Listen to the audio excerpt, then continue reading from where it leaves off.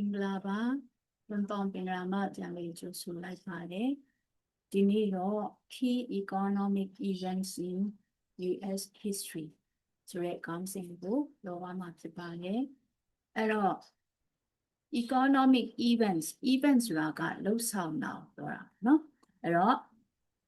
စီးပွားရေးလှုပ်ဆောင်ချက်အဓိကစီးပွားရေးလှုပ်ဆောင်ချက်တွေအကြောင်းကိုဒီ US American သမိုင်းတစ်လျှောက်မှာလုပ်ခဲ့တဲ့လှုပ်ဆောင်ချက်တွေကိုသိရမှာဖြစ်ပါတယ်ဒီ Economy of the United States အဲ့တော့ American နိုင်ငံရဲ့စီးပွားရေးဟာ has been shaped by many events during its history ဆိုတော့သူ့ရဲ့သမိုင်းတစ်လျှောက်မှာเนาะများစွာသောလှုပ်ဆောင်ချက်တွေနဲ့ American ရဲ့စီးပွားရေးကို shape ပုံဖော်ခဲ့ပါတယ် The cause of this financial event အဲ့တော့ဒီဘဏ္ဍာရေးလှုပ်ဆောင်ချက်တွေကိုဖြစ်စေတဲ့ cause ပေါ့နော်ဖြစ်စေတဲ့အရာတွေက include action by individual ဆိုတယောက်စီတိုင်းရဲ့လှုပ်ဆောင်ချက်တွေပါတယ် natural and social process တဘာဝဖြစ်စဉ်တွေနဲ့လူတွေရဲ့နော်လူအဖွဲ့အစည်းတွေရဲ့ process လှုပ်ဆောင်မှုတွေလည်းပါတယ်The influence of idea เนาะအသွေးအခေါ်တွေရဲ့လွှမ်းမိုးမှုတွေကြောင့်လည်းပဲပါဝင်ပါတယ်အဲ့တော့ in early American history American နိုင်ငံရဲ့အစောပိုင်းသမိုင်းမှာ federal government เนาะပြည်ထောင်စုအစိုးရက had little involved in economic affairs ဆိုတော့စီးပွားရေးကဏ္ဍမှာပေါ့ affairs ဆိုတာဒီနေရာမှာတော့ကဏ္ဍလို့ဘာသာပြန်ပြစီ involved စီးပွားရေးထဲမှာlittle ဆိုတာအနည်းငယ်ပဲပါဝင်ခွင့်ရခဲ့ပါလေသူလေအစိုးရကเนาะအစိုးရကစီးပွားရေးကဏ္ဍမှာအနည်းငယ်ပဲပါဝင်ခွင့်ရတယ် one economic issue အဲ့တော့အဲ့ဒီထဲကမှเนาะဒီစီးပွားရေးကဏ္ဍတစ်ခုထဲမှာ still controversy was the proposal to create a national bank အဲ့ဒီထဲကတစ်ခုကိုပြောပါဆိုလို့ရှိရင်နော် national bank ဆိုတာနိုင်ငံတော်ဘဏ်ကိုဖွဲ့စည်းဖို့ပေါ့နော်ဖွဲ့စည်းဖို့လုပ်တဲ့အခါမှာဒီနိုင်ငံတော်ဘဏ်ဖွဲ့စည်းဖို့အဆိုတင်သွင်းတာပေါ့အဆိုတင်သွင်းတဲ့အခါမှာဒီ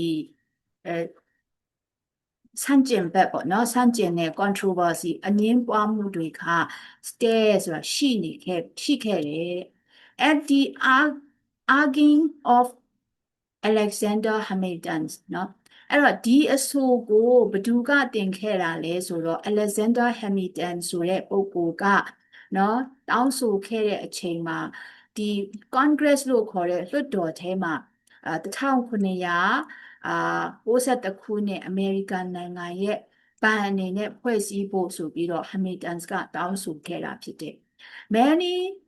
oppose this action အဲ့ဒီတောင်းဆိုမှုကိုเนาะဆန့်ကျင်တဲ့လှုပ်ဆောင်မှုတွေအများကြီးကြုံခဲ့ရတယ်အဲ့ဒီထဲမှာအဲ့လိုမျိုး oppose ပေါ့နော်ဆန့်ကျင်တဲ့သူတွေထဲမှာ Thomas Jefferson ကလည်းပဲတူအပါအဝင်ဖြစ်ခဲ့တယ်အဲ့တော့ဒီဘဏ်အနေနဲ့เนาะ20 years charter ဘဏ်လုပ်ငန်းလုပ်ကင်ခွင့်အနှစ်20ရှိခဲ့တယ်အဲ့ဒီလုပ်ငန်းက1812ခုနှစ်မှာတက်တန်းကုန်ဆုံးခဲ့တယ်ပေါ့နော်ပထမဦးဆုံးဘဏ်လုပ်ကင်ခွင့်ပေးလိုက်တာအဲ့တော့ there was also doubt about the government's right to interfere economic matter အဲ့ဒီလိုခွင့်ပြုချက်ပေးလိုက်တဲ့အချိန်မှာအစိုးရရဲ့လုပ်ပိုင်ခွင့်ပေါ့နော်အစိုးရရဲ့လုပ်ပိုင်ခွင့်ကဒီစီးပွားရေးအခန်းကဏ္ဍတွေမှာ interfere ဆိုတာကြားဝင်လုပ်ဖို့ရာအတွက်အစိုးရရဲ့လုပ်ကိုင်ခွင့်တွေကိုအများကြီး doubt ဆိုတာကဒီမယုံတင်ကာဖြစ်ခဲ့ကြတယ်ပေါ့တန်တရားဖြစ်ခဲ့ကြတယ်ဒါပေမဲ့လည်း1824ခုနှစ်မှာတော့ in the case of Gibbon v. Oden ဆိုတဲ့ဒီအမှုဖြစ်ခဲ့တယ်ပေါ့နော် Gibbon ဆိုတဲ့ပုဂ္ဂိုလ်နဲ့ Gibbon နဲ့အမှုဖြစ်ခဲ့တဲ့အခါမှာဒီတရားရုံးချုပ်ပေါ့နော်တရားရုံးချုပ်ရဲ့ တရားရုံးမှာဗဟိုတရားရုံးချုပ်မှာဒီဗဟိုတရားရုံးချုပ်ကနေပြီးတော့ rule ဆိုဘာလုပ်တာလဲဆိုတော့ဒီကိစ္စကိုကင်တွယ်ခဲ့တယ် Congress လို့ခေါ်တဲ့ဒီလွှတ်တော်က have the right to regulate interstate commerce ဆိုတာ interstate ဆိုတာပြည်တွင်း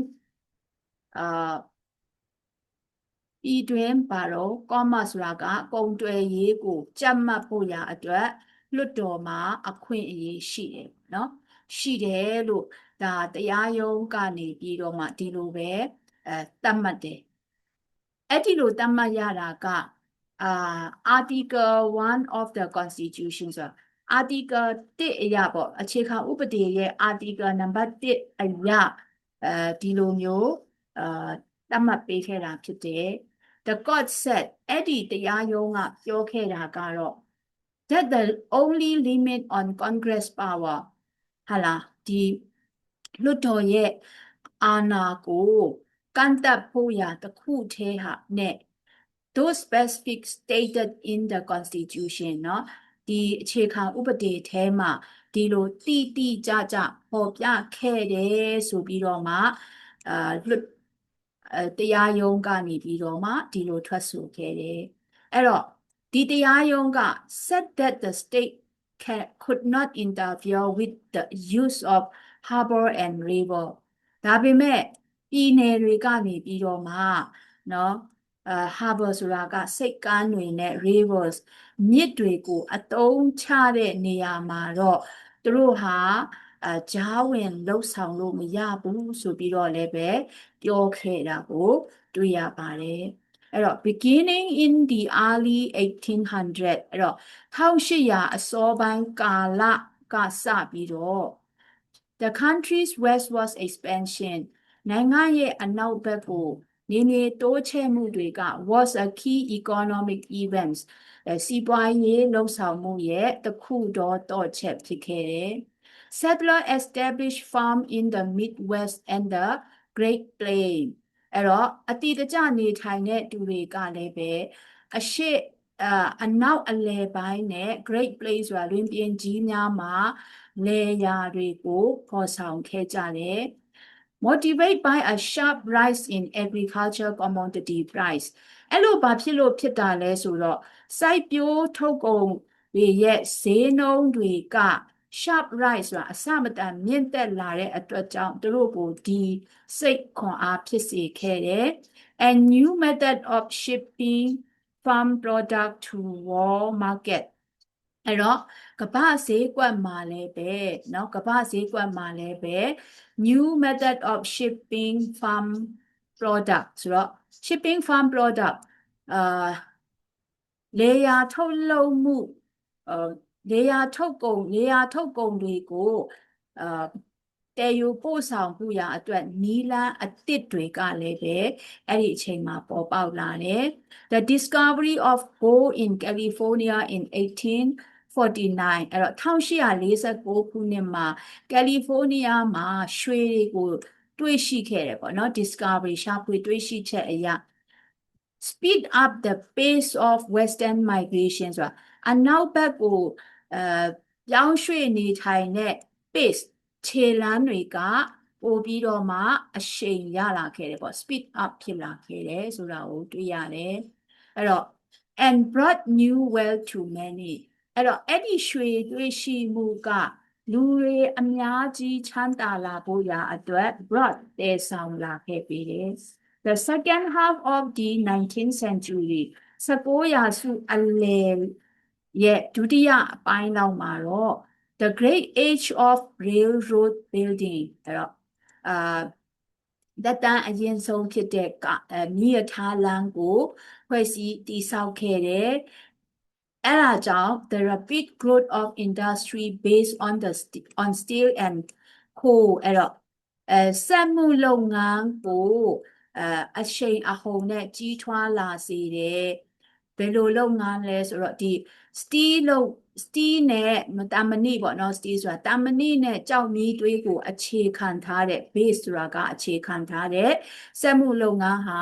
အလင်းအမြန်ပဲ ကြီးထွားလာခဲ့ပါတယ်အဲ့တော့ after the end of the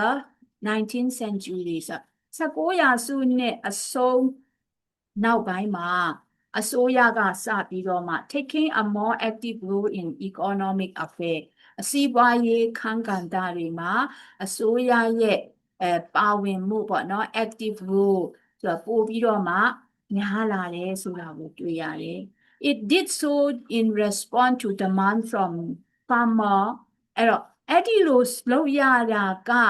နော် demand from farmer ဆိုတာဒါတောင်သူတွေရဲ့တောင်းဆိုချက်ကိုတုံ့ပြန်တဲ့အနေနဲ့ဖြစ်လာတယ် business people နော်ဒီလုပ်ငန်းလုပ်ကိုင်တဲ့လူတွေရဲ့တောင်းဆိုမှုကနေဖြစ်လာတယ် labor movement ဟလားအလုပ်သမားလှုပ်ရှားမှုတွေကြောင့်မို့လို့ဒီလိုမျိုးတုံ့ပြန်လှုပ်ဆောင်မှုတွေဖြစ်လာတယ်ဒါအစိုးရလုပ်ကိုင်ခွင့်ရလာတော့ပြောနော် that the government intercede on their behalf အဲ့တော့အဲ့ဒီလယ်သမားတွေကိစ္စလုပ်ငန်းစီးပွားရေးလုပ်နေတဲ့လူတွေရဲ့ကိစ္စပြီးတော့အလုပ်သမားတွေရဲ့လှုပ်ရှားမှုနဲ့ပတ်သက်တဲ့အကြောင်းအရာတွေကိုသူတို့ရဲ့ကိုယ်စားအစိုးရက intercede ကြားဝင်ဆောင်ရွက်ပေးလာခဲ့ရတယ်အဲ့တော့1889ခုနှစ်မှာ Interstate Commerce Act ဆိုတော့ပြည်တွင်းကုန်သွယ်ရေးဥပဒေကိုပိုပြီးအားကောင်းအောင်လုပ်ခဲ့တယ်အဲ့ဒီဥပဒေအရ the role of Congress in regulating trade across the state line အဲ့တော့ပြည်နယ်နယ်နိမိတ်တွေမှာလွှတ်တော်ရဲ့အုပ်ချုပ်မှုပေါ့နော်လွှတ်တော်ရဲ့အခန်းကဏ္ဍလွှတ်တော်ကနေပြီးတော့မှကြက်မှတ်ရမယ့်အခန်းကဏ္ဍကပိုပြီးအားကောင်းလာတယ်ပြီးတဲ့အခါမှာ increase its power to regulate railroad ဒီလွှတ်တော်ရဲ့အာဏာနဲ့မြေထားလမ်းတွေကိုကြက်မှတ်ဖို့ရာအတွက်အခွင့်အာဏာလည်းပဲပိုပြီးရလာခဲ့တယ် increase ဆိုတာတိုးလာတာပေါ့နော် The Sherman Antitrust Act 1890မှာ Sherman Antitrust Act ဆိုတာက give the power to limit the establishment of business monopoly monopoly ကလက်ဝကြီးအုပ်တာเนาะအဲ့ဆိုလုပ်ငန်းလက်ဝကြီးအုပ်တာတွေကိုလှုပ်ဆောင်လာတဲ့ဖွဲ့စည်းလာတဲ့သူတွေကိုအကန့်အသတ်လုပ်မဲ့အာဏာကိုဒီလွှတ်တော်ကို Sherman Antitrust Act အရပေးခဲ့တယ်ဆိုတာကိုလည်းတွေ့ရတယ်အဲ့တော့ Federal Reserve Act က1913မှာပြဋ္ဌာန်းခဲ့တယ်အဲ့ဒီဥပဒေကနေပြီးတော့မှ modern banking system လက်ရှိလုပ်ကိုင်နေတဲ့ဘဏ်လုပ်ငန်းပေါ့နော်ဟိုဖန်တီးနိုင်ခဲ့တယ် This act established the Federal Reserve System ဒီဥပဒေအရเนาะဒီဥပဒေကနေပြီးတော့မှ Federal Reserve System ကိုတည်ထောင်နိုင်ခဲ့တယ် under which the country is divided into 12 Federal Reserve District အဲ့တော့ဒီ Federal Reserve Act အရเนาะ Federal Reserve District 12ခုကိုလည်းပဲခွဲခြားနိုင်ခဲ့တယ်ပိုင်းခြားပေးနိုင်ခဲ့တယ်အဲ့တော့the system include the Federal Reserve Board အဲ့တော့အဲ့ဒီထဲမှာ Federal Reserve Board ဆိုတာလည်းပါတယ် as primary governing body of all US bank အဲ့တော့ဒီ Federal Reserve Board ကကြတော့အမေရိကန်နိုင်ငံမှာရှိတဲ့ဘဏ်အားလုံးရဲ့အုပ်ချုပ်ရေးအဖွဲ့အနေနဲ့ကနဦးဖြစ်လာတယ် primary ပေါ့နော်အဓိကအုပ်ချုပ်ရေးအဖွဲ့ဖြစ်တယ် as well as 12 regional Federal Reserve Bank အဲ့ဒါလိုပဲဒေသဆိုင်ရာဘဏ်12ခုပေါ့ regional ဘဏ်12ခုလည်းပေါ်လာတယ် one in each district အဲ့တော့ခရိုင်တစ်ခုမှာဒီခရိုင်တစ်ခုမှာဘဏ်တစ်ခုပေါ့နော်အဲ့တော့ the Federal Reserve Bank jointly implement the monetary policy အဲ့တော့ဒီ Federal Reserve အဖွဲ့အရကနေပြီးတော့မှ monetary policy monetary ဆိုတာငွေကြေးပေါ့နော် policy ဆိုတာမူဝါဒကို implement ဆိုတာအကောင်အထည်ဖော်ဖို့ရာအတွက်ပူးပေါင်းလာတယ် decided on by the federal government အဲ့တော့ပြည်ထောင်စုအစိုးရကနေပြီးတော့မှဒီငွေကြေးမူဝါဒတွေကိုဆုံးဖြတ်ပေးတဲ့နေရာမှာပူးပေါင်းပါဝင်လာတယ် Each bank also regulate the commercial bank in each district အဲ့တော့ဘဏ်တိုင်းဟာဒီခရိုင်မှာရှိတဲ့ commercial bank ဆိုတာစီးပွားရေးဘဏ်တွေကိုကြပ်မတ်ဖို့ဖြစ်လာခဲ့တယ်အဲ့တော့1930ခုနှစ်မှာတော့ in response to the Great Depression လို့ခေါ်တဲ့ကမ္ဘာစီးပွားပျက်ကပ်ကိုတုံ့ပြန်တဲ့အခါမှာ President Franklin Roosevelt နော်သမ္မတ Franklin Roosevelt နဲ့ Congress လွှတ်တော်ကနေပြီးတော့မှ enact a set of far-reaching economic measure နော် a set လို့ခေါ်တာကြတော့ဥပဒေတွေဒီလုပ်ငန်းစဉ်အများကြီးကိုသူက enacted ဆိုတာပြဋ္ဌာန်းခဲ့တယ်เนาะ far reaching economic measures ဆိုတာဒီစီးပွားရေးကိုတိုင်းတာမှုအများကြီးကိုလုပ်ခဲ့တယ်အဲ့ဒါကိုဘာခေါ်လဲဆိုတော့ New Deal ဆိုပြီးတော့ခေါ်ပါတယ်အဲ့တော့ဒီတိုင်းတာမှုကနေပြီးတော့မှဘာရလဲဆိုတော့ to address their economic conditions ဆိုတာစီးပွားရေးအခြေအနေကိုဟာလားကြေညာနိုင်ဖို့ရာအတွက်ဒီတိုင်းတာမှုကလိုအပ်ခဲ့တယ်ဒါကြောင့်မလို့အဲ့ဒီလိုတိုင်းတာပြီး to help those who were suffering ဘယ်သူတွေကဒုက္ခဖြစ်နေတယ်လဲဆိုတာကိုဒုက္ခဖြစ်နေတဲ့သူတွေကိုအကူအညီပေးနိုင်ဖို့ရာအတွက်ဒီ new deals ကိုလုပ်ရတာဖြစ်တယ်အဲ့တော့ new deals ကနေပြီးတော့မှ expanded the role of federal government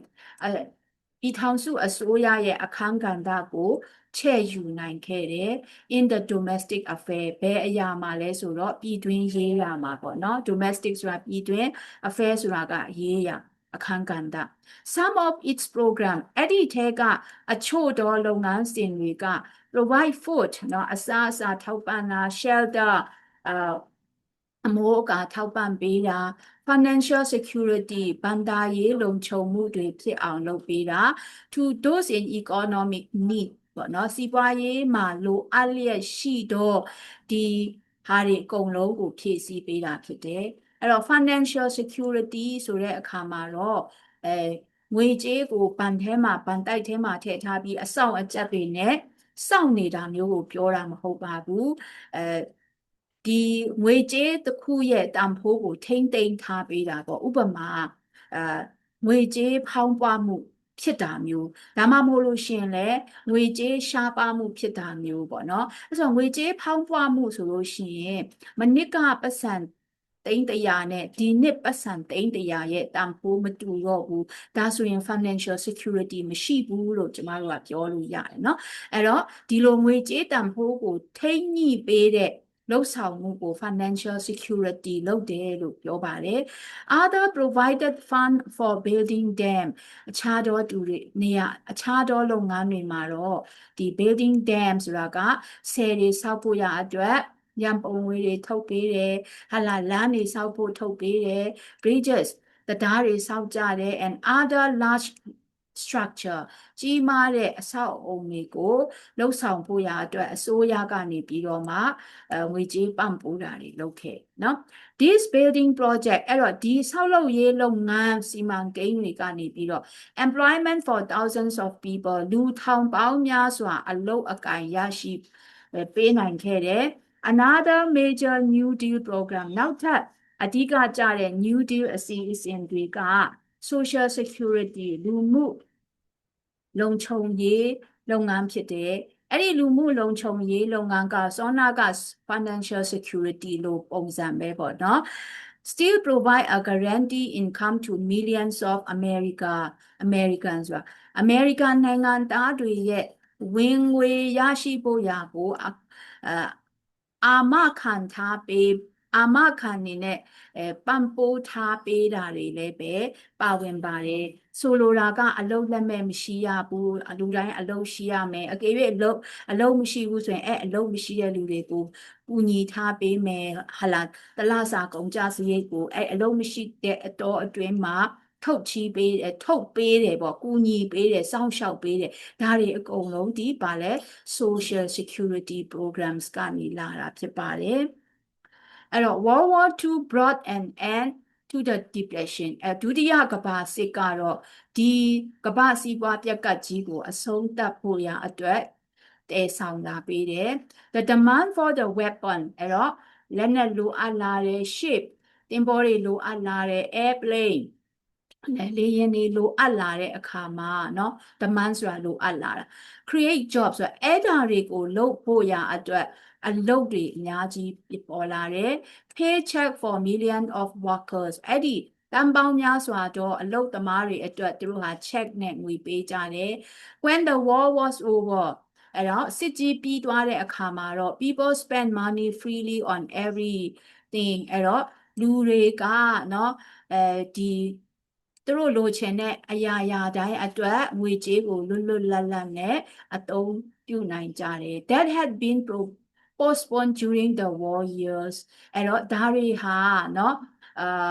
ဒီစစ်ဖြစ်နေတဲ့အချိန်ကာလမှာ postpone ဆိုတာကရွှေ့ဆိုင်းခဲ့တာเนาะရွှေ့ဆိုင်းခဲ့ရတဲ့ဟာတွေကိုသူတို့ကလွတ်လွတ်လပ်လပ်လုပ်ကိုင်နိုင်ခဲ့တယ်အဲ့တော့ဘယ်လိုလုပ်ငန်းမျိုးတွေဘယ်လိုဟာမျိုးကိုရွှေ့ဆိုင်းခဲ့လဲစစ်ဖြစ်နေတော့မိမမယူနိုင်ယောက်ျားမယူနိုင်ပေါ့เนาะမိသားစုတွေကိုအခုစစ်လေပြီးရောမိသားစုထူထောင်တယ် buying houses အိမ်တွေဝယ်ကြတယ် purchasing all kind of consumer goods เนาะစားသုံးကုန်ပစ္စည်းအမျိုးမျိုးကိုဝယ်ယူတာတွေလုပ်နိုင်တယ် develop by new industry ဆိုတာစက်ရုံအလုပ်ရုံအသစ်တွေကနေထုတ်လုပ်လာတဲ့စားတောက်ကုန်အကုန်လုံးကိုသူတို့ဝယ်ယူနိုင်တယ် The result was an unprecedented economic boom အဲ့တော့ရလဟာဆိုလို့ရှိရင်တခါမှမကြုံဘူးတဲ့ဒီတိုးတက်မှုတွေကိုเนาะခံစားခဲ့ရတာအဲ့ဒီခံစားမှုစီးပွားရေးကောင်းမွန်မှုပေါ့ကြွယ်ဝမှုကနှစ်ပေါင်း25နှစ်လောက်အထိ lasted ဆိုတာကြာမြင့်ခဲ့ပါတယ် during this period အဲ့ဒီအချိန်ကာလမှာ United States consolidated its position ဆိုတာသူ့ရဲ့အခြေအနေကိုသူကပိုပြီးခိုင်မာအောင်လုပ်နိုင်ခဲ့ပြီးတော့ as the greatest economic power in the world ကမ္ဘာပေါ်မှာစီးပွားရေးအရာအာဏာအရှိဆုံးလောက်ကိုင်ခွင့်အရှိဆုံးနိုင်ငံအဖြစ်ရောက်ရှိလာခဲ့တယ်အဲ့ဒီတော့ဒီစီးပွားရေးလှုပ်ဆောင်မှုပေါ့နော် event အဓိက events လို့ပြောတဲ့အခါမှာတော့အမေရိကန်နိုင်ငံကဘာတွေလုပ်ခဲ့လဲဆိုတဲ့အခါမှာ Federal ကပထမပိုင်းမှာပြည်ထောင်စုအစိုးရကစီးပွားရေးလုပ်ငန်းမှာပါဝင်ခွင့်အနည်းငယ်ပဲရခဲ့တယ်နောက်ပိုင်းမှာဒီ Hamiltons ကနေပြီးတော့မှဗဟိုဘဏ်လုပ်မယ်ဆိုတဲ့အချိန်မှာလည်းသူ့ကိုဆန့်ကျင်တဲ့လူတွေအများကြီးနဲ့ရင်ဆိုင်ခဲ့ရတယ်အဲ့ဒီမှာဒီ Gibson v. Orden ဆိုတဲ့အမှုပေါ်ပေါက်လာတော့တရားရုံးကနေပြီးတော့မှဒီလွှတ်တော်ရဲ့လုပ်ပိုင်ခွင့်ပြည်တွင်းကုန်သွယ်ရေးမှာလွှတ်တော်ရဲ့လုပ်ပိုင်ခွင့်တွေရှိတယ်ဆိုပြီးတော့မှသူကလွှတ်တော်ရဲ့လုပ်ပိုင်ခွင့်တွေကိုပြဋ္ဌာန်းပေးခဲ့ပေါ့နော်အဲ့ဒါကတော့ article 1အရဖြစ်တယ်ဆိုပြီးတော့ပို့ပြီးအားကောင်းအောင်လုပ်ပေးခဲ့တယ်အဲ့ဒါနဲ့ဒီပြည်နယ်တွေမှာလွှတ်တော်ရဲ့အခမ်းကဏ္ဍပါဝင်လာပြည်နယ်ရဲ့ပြည်တွင်းကုန်သွယ်ရေးအပိုင်းမှာလွှတ်တော်ရဲ့လုပ်ပိုင်ခွင့်အာဏာတွေရရှိလာတယ်အဲ့တော့အဲ့ဒီထဲမှာနောက်ထပ်လွှတ်တော်ရဲ့လုပ်ပိုင်ခွင့်အာဏာရရှိလာပေမဲ့တရားရုံးကနေထပ်ပြောလဲဆိုတဲ့အခါကျတော့စိတ်ကမ်းတွေနဲ့မြစ်တွေချောင်းတွေကိုတော့လွှတ်တော်ရဲ့လုပ်ပိုင်ခွင့်နဲ့ဝင်ရောက်ဆွတ်ဖက်လို့မရဘူးဆိုတာပြည်နယ်တွေကနေပြီးတော့မှပေါ့နော် harbors တွေ rivers တွေကိုပို့စိတ်တိုင်းကြလုပ်လို့မရဘူးဆိုတာကိုတော့ထပ်ပြီးဖြည့်စွက်ခဲ့တယ်ဆိုတာကိုတွေ့ရတယ်နောက်1800နောက်ပိုင်းမှာအစောပိုင်းမှာကြတော့သူတို့ဟာအမေရိကန်နိုင်ငံရဲ့အနောက်ဘက်ကိုတိုးချဲ့မှုလုပ်တဲ့ဟာကလည်းပဲသူတို့ရဲ့စီးပွားရေးအဓိကစီးပွားရေးလှုပ်ဆောင်မှုတစ်ခုဖြစ်လာခဲ့တယ်ကယ်လီဖိုးဒီ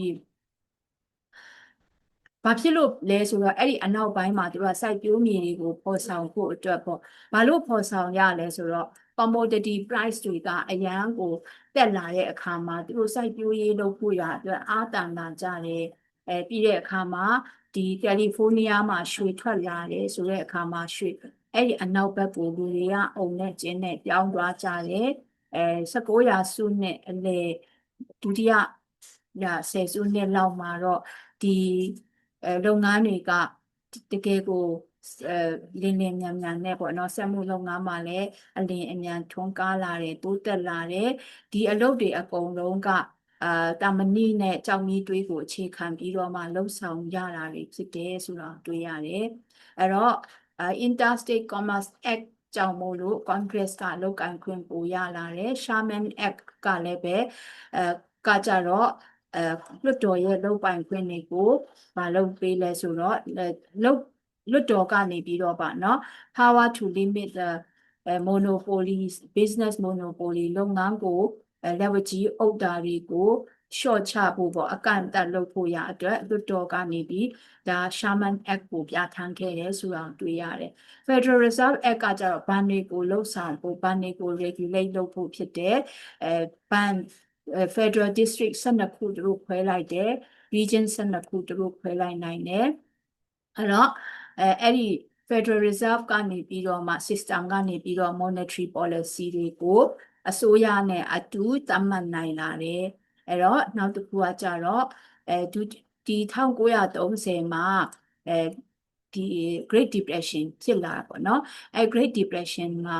အစိုးရကဒီ American နိုင်ငံရဲ့စီးပွားရေးမှာပါဝင်နိုင်မဲ့ခြေလှမ်းအခွင့်အလမ်းတွေရလာတယ်အဲ့ဒီမှာ Franklin